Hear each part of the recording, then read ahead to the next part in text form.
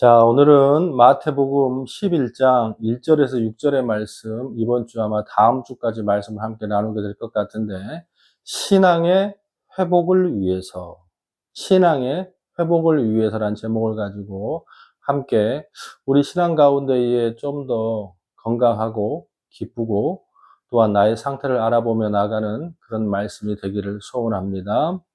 심리학 용어 중에 고원장애라는 용어가 있습니다. 이게 사실은 뭐 심리학 용어라기보다도 원래 이제 등산을 하게 되면 정상에 오르기 전에 아주 일정한 구간에 이 평지가 유지가 돼요. 그러니까 산을 가파르게 올라가다가 이제 끝까지 정상으로 가는 것이 아니라 어느 순간 가면 어느 정도 이렇게 고원이 평지가 유지가 됩니다. 이게 굉장히 이제 지루하게 유지가 되는 건데, 뭐 이런 걸 가지고 고원 장애라고 그러는데, 이걸 심리학 용어로 따졌습니다. 만들었습니다. 이게 무슨 말이냐면, 어떤 사람이 승승장구해서 잘 도약하고 무엇인가 성공하다가 성장이 멈춰요. 성장이 멈추고 더 이상 성장하지 않고 그냥 고만고만한 상태에서 계속 유지된 상태, 또 아니면 그 상태를 유지하지 못하고 실증을 나거나 여러 가지 슬럼프가 오는 상태를 고원장애, 뭐 이렇게 표현합니다. 비슷한 용어로 뭐 2년차 징크스 뭐 이런 것도 있잖아요. 뭐 축구도 그렇고 야구도 그렇고 모든 선수들이, 루키들이 굉장히 팍 치고 올라오죠. 그런데 어느 순간 그 사람들이 반드시 프로로 넘어가면 2년차, 3년차 징크스 또 슬럼프에 빠지게 됩니다. 성적이 저조하고 또한 잘 못하는 패턴이 모든 사람들에게 다 접목되고 있다는 거예요. 우리는 위대한 인물로 성장하기 위해서 또한 그 종목을 대표하기 위해서는 반드시 뭘 해야 돼요? 고원장애, 이 단계를 거쳐서 넘어가야 한다는 거예요. 제가 오늘 이 말씀을 이렇게 시작하는 이유는 뭐냐면, 곰곰이 요즘에 우리의 신앙과 저의 신앙과 또 각기 한국에 있는 많은 교회 성도들의 신앙을 바라봤을 때에 많은 성도들이 참 어렵고 슬럼프에 빠져 있구나. 또한 무엇이 진리인지 잘 깨닫지 못하고 살아가는 모습을 보면서 마치 고원 장애에 걸려서 신앙이, 한국의 믿음도 그렇고 우리의 믿음도 슬럼프에 빠져 있는 건 아닌가, 그런 모습을 봅니다. 우리의 영적인 모습을 돌아보면 이 모습도 정확하게 맞아떨어지는 것 같아요. 우리가 삶을 살아가는 당신의 신앙의 믿음 생활이 이대로 적용이 됩니다. 하나님을 만나서 예배의 감격으로 구원의 기쁨을 누리고, 또 그 누구도 용서를 할 수 있을 것 같은 사람이 된 것 같고, 그 누구도 사랑하지 못할 사람이 없을 것 같은, 또 어떤 믿음이라도 나에게 적용이 다 되는 말씀이 있는 시절이 우리한테 있었어요? 없었어요? 있었습니다. 밥을 안 먹어도 교회 가면 기쁘고, 사람을 만나면 좋고, 예수를 믿는다는 것이 굉장히 기뻤던 시절이 우리한테 있었다 없었다? 있었습니다. 그런데 중요한 것은 그러한 은혜가, 그러한 믿음이 무덤까지 계속 갈 것 같은 우리의 믿음이, 우리의 신앙들을 돌아보면 반드시 뭐가 와요? 슬럼프가 옵니다. 고원 장애가 와요. 그러니까 신앙이 멈추고, 멈춘다는 그 단계가 아니라 아주 긴 슬럼프. 어쩌면 이 설교를 함께 나누고 오늘 있는 모든 성도님들도 지금 내 신앙이 예전 같지 않아, 내 믿음이 예전 같지 않아, 오늘 주일날 이래저래 주일이니까 오기는 왔는데 의무방어하기 위하여서 그냥 주일이니까 오는 신앙도 적지 않을 줄로 믿습니다.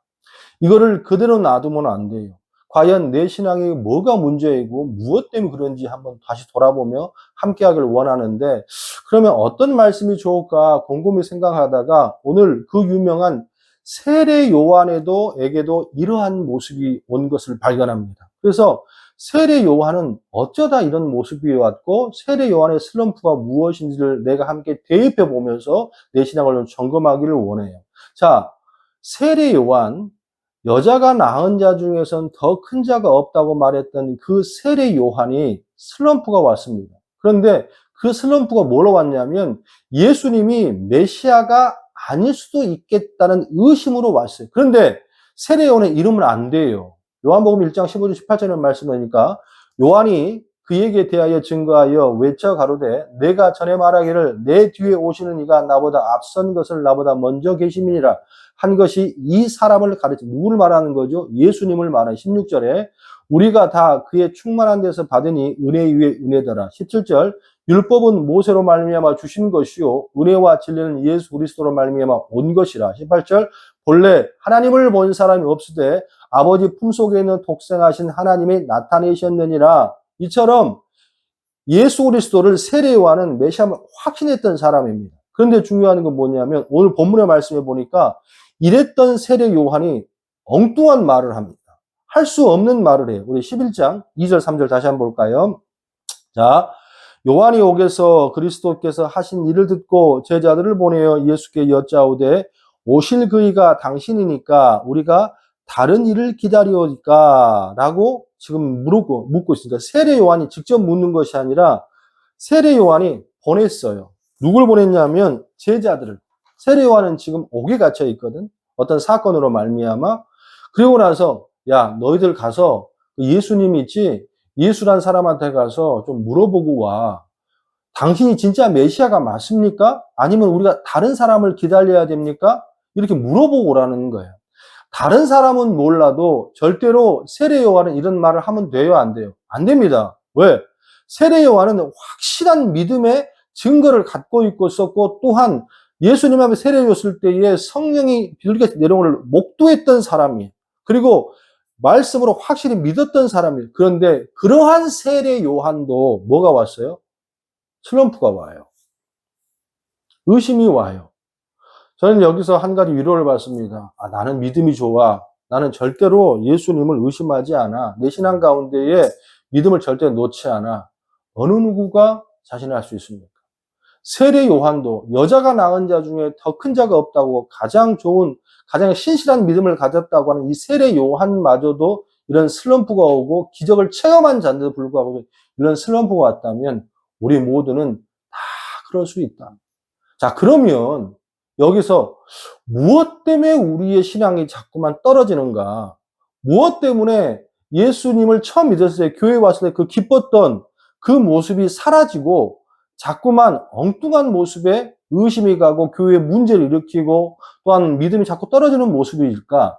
이 모습을 고민하고 생각하다가 세례 요한을 곰곰이 묵상하고 보니까 우리의 삶이 이 모습과 똑같다는 거예요.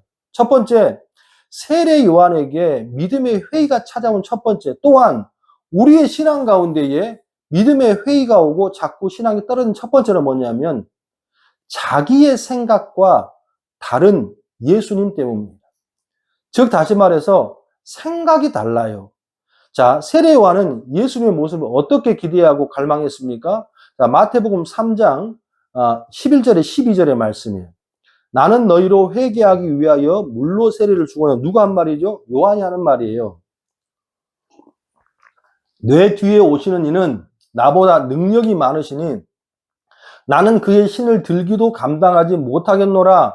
그는 성령과 불로 너희에게 세례를 주실 것이요. 12절에 손에 키를 들고 자기의 타작마당을 정하게 하사 알곡을 모아 꽃간에 들이고 쭉정이는 꺼지지 않는 불에 태우시리라.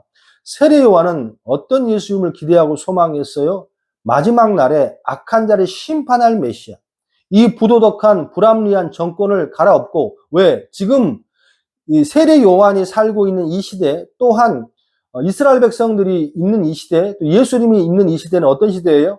로마의 식민지 시대입니다. 우리도 일제의 식민지를 살아보았기 때문에 그 모습이 얼마나 처참한지, 불합리한 모든 환경 가운데에 이 모든 것을 힘으로 누르고 있는 것을 사람들은 무엇인가 해결할 메시아를 찾고 있어. 또한 세례 요한도 그런 악한 자들을 심판할 메시아, 그 메시아 간을 갖고 있었다는 거예요. 그런데 곰곰이 마태복음 11장쯤 오면 예수님이 그러한 심판엔 전혀 관심이 없어 보입니다.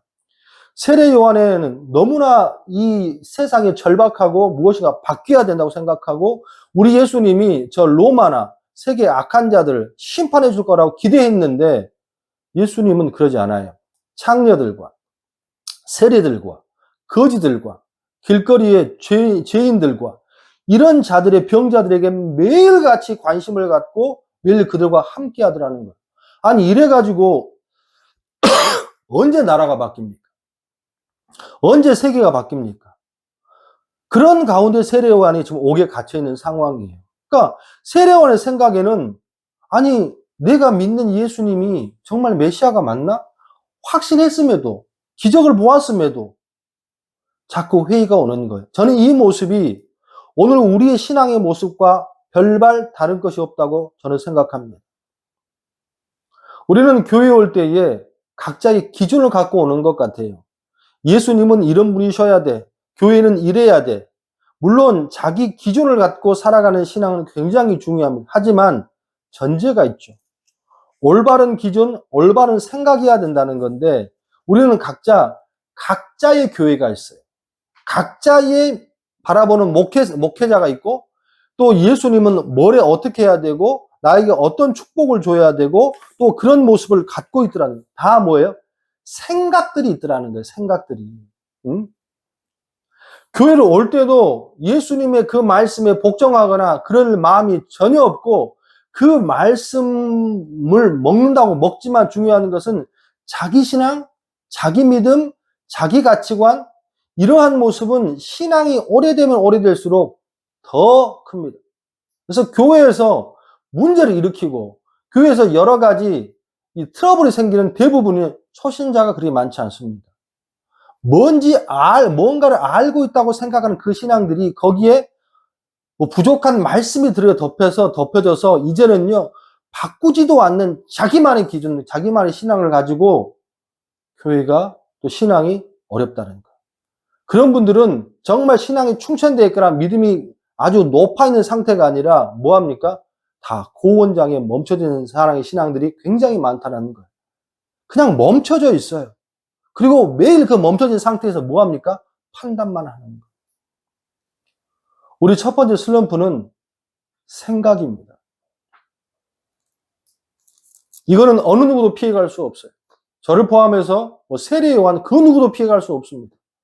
우리는 예수님이 하시는 그 모습 그대로 믿어야 되고 그 모습 그대로 바라봐야 할 줄로 믿습니다. 어떤 사람이 용산역에서 부산까지 가는 기차를 탔습니다. 시간이 남아서 편의점 가서 과자 하나를 샀어요. 음료수 하나 하고 기차 시간이 뭐 2-3시간 되니까 뭐 과자 하나 먹으려고. 그래서 뭐 이거 먹으면서 뭐 핸드폰 보면서 그렇게 지나가면 되겠다. 그래서 탔는데 옆에 어떤 젊은 여자가 같이 동승에 탔습니다. 타서 잠깐 이제 화장실 갔다 왔는데 아니 이 여자가 자기가 산 과자를 뜯어서 먹고 있는 거예요. 근데 또 그 과자 먹었다고 화낼 수는 없잖아. 좀 이렇게 좀 쪼잔해 보이기도 하고. 그래서 뭐 남의 과자 이렇게 먹지? 이래서 화가 났지만 그래도 앉아서 한번 웃어주면서 그 여자의 과자를 먹었습니다. 그 여자가 흠칫 쳐다보는 거예요. 마치 내 과자를 너는 왜 먹니? 이런 표정으로 이 사람도 흠칫 쳐다봤습니다. 이건 내 과자인데 네가 왜 먹니? 서로가 번갈아 가면서 막 과자를 먹었습니다. 결국은 끝까지 다 먹었지만 둘이 끝까지 먹었지만 이 남자는 기분이 나빴어 안 나빴어? 기분이 나빴죠. 내 과자를 먹었으니까. 별 사람이 다 있네. 기차에 이제 부산에 도착해서 내려서 가방을 딱 메고 나오려는 순간 뭐가 부시럭부시럭 거리는 거야. 그 안에 과자가 있어 없어? 그 사람이 산 과자가 있었던 거야. 그러면 그 과자는 그 여자의 과자입니까? 그 남자의 과자입니까? 그 여자의 과자죠. 무슨 말인지 알죠? 그때 깨달은 게 있어요. 그 예화를 보면서. 여러분, 아무리 확신하다고 생각하는 그것도 우리 인간에게는 오류가 있을 수 있고 우리 인간에는 너무나 부족할 수 있다는 거예요. 여러분, 얼마나 말씀을 많이 하세요? 또한 그 말씀을 가지고 얼마나 귀한 판단을 하고 계십니까? 가장 중요한 것은 내 판단, 내 생각, 교회는 이래야 돼, 목사는 이래야 돼, 성도는 이래야 돼, 집사는 이래야 돼, 또 사역은 이렇게 해야 돼. 이렇게 스스로 하는 것보다도 강단에 주신 말씀을 존중하고 또한 하나님의 말씀을 존중해서 그 말씀에 여러분들이 순종하면서 나를 꺾어가는 여러분 되시기를 주님으로 축원합니다. 그러면 여러분의 슬럼프는 자연스럽게 정리될 줄로 믿습니다. 두 번째, 세례 요한의 믿음의 회의가 찾아온 것은 뭐냐면 환경 때문에 그렇습니다. 환경 때문에. 잘 풀려지지 않은 고통스러운 환경 때문에 믿음의 회의가 찾아왔어요. 오늘 2절의 말씀에 보니까 이렇게 표현합니다. 2절에 요한이 어디에? 옥에서 그리스도께서 하신 일을 듣고 제자들에게 되어 있습니다.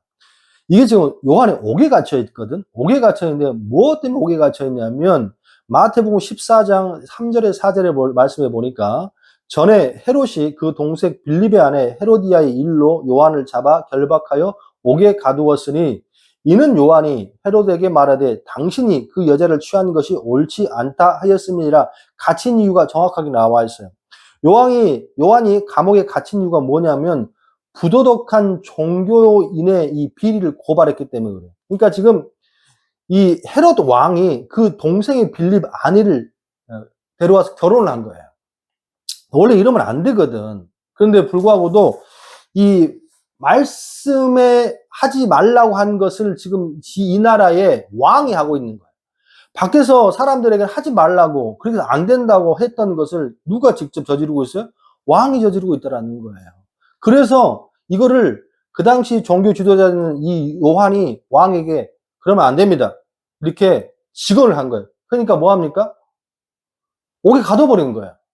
결국에는 이 요한이 목이 잘려 죽죠. 참수형을 당해. 사실은 이스라엘 백성은 목이 잘려 죽지 않거든. 그러니까 목이 잘려 죽습니다. 이 모습을 요한도 알아요. 여러분, 무슨 말이냐면 환경이 어려워지면 믿음에 의심이 생겨요. 나는 지금 요한이 나쁜 일 하다가 옥에 갇혔습니까? 그게 아니잖아. 요한이 뭐 하다가 하나님의 일 바르게 해보겠다고 그러면 안 됩니다. 왜 말씀에 없는 행동을 합니까? 라면서 그렇게 직언했단 말이에요. 그런데 중요한 것은 내 환경은 더 뭐해져? 안 좋아졌어. 더 힘들어졌어. 교회를 열심히 다니는데 사업이 더 안 됩니다. 교회를 열심히 다니고 신앙을 한다고 하는데 중요한 건 뭐예요? 자꾸 애들이 아파요. 더 가난해집니다. 얘들은 시험에 떨어지고 잘 풀려지지 않습니다. 그럼 뭐가 옵니까? 회의가 와요. 회의가 와. 이건 인간이기 때문에 누구나 다 있을 수 있습니다. 근데 여러분 있잖아요. 예수를 믿는다고 신앙을 갖고 있다고 모든 것이 다 풀리지는 않습니다. 우리는 그 때를 기다리고 주님을 믿는 그게 믿음이에요. 수능 아이들이 이제 올해 수능 끝났지 않습니까? 수능을 보면 부모들이 막 100일 전부터 뭐 1년 전부터 새벽기도 가고 아이들도 막 새벽기도 가고 또 무슨 사업을 시작하면 안 하던 새벽기도 가고 수요예배 가고 금요철야에 가고 막 주일날 갑니다. 예? 그런데 중요한 것은 뭐예요? 잘 안 돼. 그럼 뭐가 와? 슬럼프가 와. 슬럼프가 와. 이 부분도 이 환경의 문제도 내 생각의 문제와 결부되어 있습니다. 왜 우리 때에 우리 모습에 우리 환경대로 모든 게 좋아져야 돼?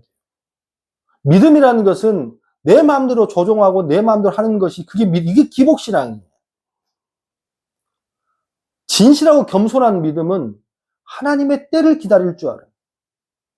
빈곤하고 어려움이 오고 질병이 오고 힘듦이 와도 그 때를 주님 앞에 맡기고 가야 할 줄로 믿습니다. 근데 이게 쉽지 않아. 오늘 요한도 그랬잖아. 그런데 이러한 모습이 그냥 모든 사람에게 다 그렇지는 않아요.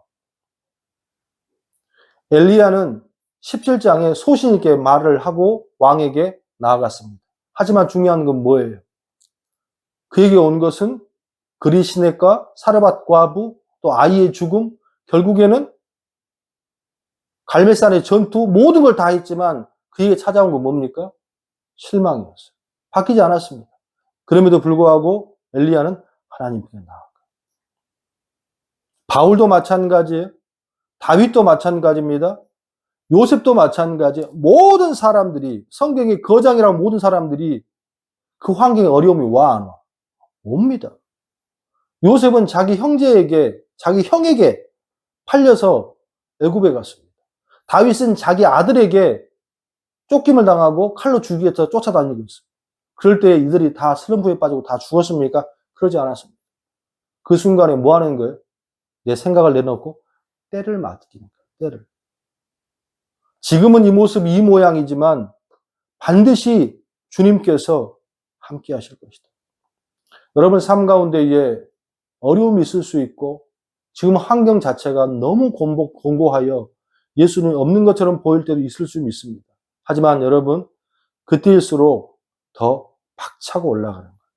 언젠가 고원 장애의 그 평지는 끝나고 이제 정상으로 가는 마지막 피니시가 기다리고 있다는 걸 기억해야 할 줄로 믿습니다. 내 생각을 버리고 이번 한 주간도 더 열심히 기도하고 더 열심히 찬양하고 더 열심히 주님 앞에 나아가면 반드시 우리의 슬럼프가 해결될 줄로 믿습니다.